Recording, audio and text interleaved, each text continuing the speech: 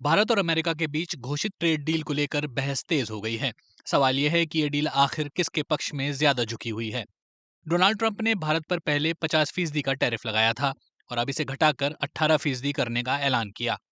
50% के मुकाबले 18% कम जरूर लगता है, लेकिन कई विश्लेषक ट्रंप के पहले वाले टैरिफ का हवाला देते हुए 18% को भी बहुत ज्यादा बता रहे हैं। ट्रंप प्रशासन इस ट्रेड डील को अपनी जीत बता रहा है। व्हाइट हाउस की प्रेस सेक्रेटरी कैरोलाइन लेविट ने भी यही दावा किया। उन्होंने कहा कि ये डील अमेरिकी कारोबारियों, कामगारों और उपभोक्ताओं की जीत है, लेकिन बाजार से जुड़ी राय थोड़ी अलग तस्वीर दिखाती है। एबरडीन इन्वेस्टमेंट्स में एशियाई इक्विटीज के सीनियर इन्वेस्टमेंट डायरेक्टर जेम्स थॉम ने सीएनबीसी से कहा, इस डील के बाद अमेरिकी बाजार में भारत के निर्यात क्षेत्र कपड़ा, चमड़ा, आभूषण, खिलौने और फर्नीचर को बढ़त मिलेगी।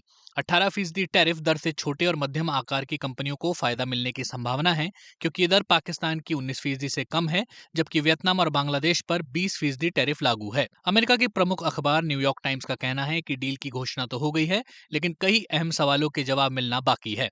न्यूयॉर्क टाइम्स ने लिखा है, ट्रंप ने लिखा कि नई दर तुरंत प्रभावी होगी, लेकिन इसके बारे में बहुत ज्यादा जानकारी नहीं दी गई। कई अहम शर्तें साफ नहीं हैं।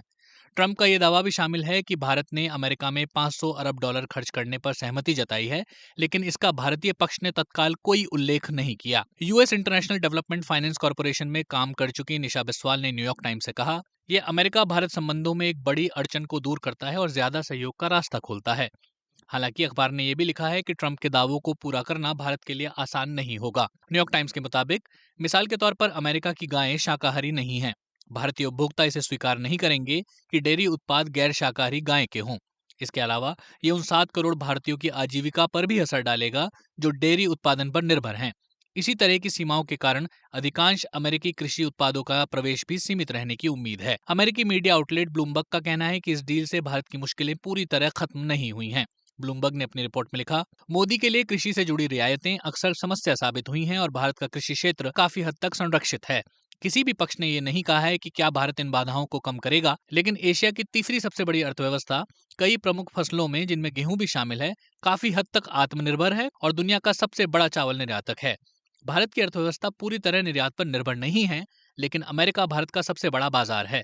भारत के कुल विदेशी निर्यात का लगभग 5वां हिस्सा अमेरिका में जाता है। वॉशिंगटन स्थित एशिया सोसाइटी पॉलिसी इंस्टीट्यूट की senior vice president Wendy Cutler ने ब्लूमबर्ग से कहा, इस डील की डिटेल की कमी के कारण यह आकलन करना मुश्किल है कि किसे बेहतर सौदा मिला, लेकिन हमें यह भी ध्यान में रखना चाहिए कि जहां कुछ प्राथमिकताएं साझा थीं, वहीं दोनों पक्षों के अपने अलग अलग मकसद भी थे। जैसे कि अमेरिका की ओर से भारतीय बाजार में अमेरिकी सामानों और कृषि उत्पादों की बड़े पैमाने पर खरीद की मांग। इस बीच ऊर्जा से जुड़ा पहलू भी चर्चा में है। अमेरिकी न्यूज नेटवर्क सीएनएन ने लिखा है कि ट्रंप ने कहा है कि भारत रूसी तेल के बदले अमेरिका और वेनेजुएला से तेल खरीदेगा। टॉर्टोइस कैपिटल के senior portfolio manager Rob Thummel ने कहा कि वेनेजुएला के तेल की गुणवत्ता रूसी तेल जैसी ही है और भारत की रिफाइनरियां इसे पहले से ही रिफाइन करने के लिए तैयार हैं। हालांकि सीएनएन की रिपोर्ट के मुताबिक रूसी तेल की जगह वेनेजुएला का तेल तुरंत नहीं लिया जा सकता, क्योंकि वहां का एनर्जी इंफ्रास्ट्रक्चर अभी इन हालात में नहीं है।